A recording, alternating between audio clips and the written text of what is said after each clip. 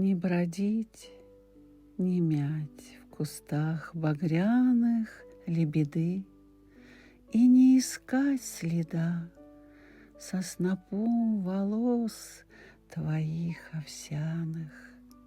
Отоснилась ты мне навсегда, с алым соком ягоды на коже, нежная, красивая была.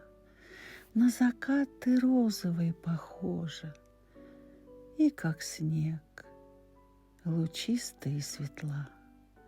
Зерна глаз твоих осыпались, завяли, имя тонкое растаяло, как звук, но остался в складках смятой шали запах меда от невинных рук.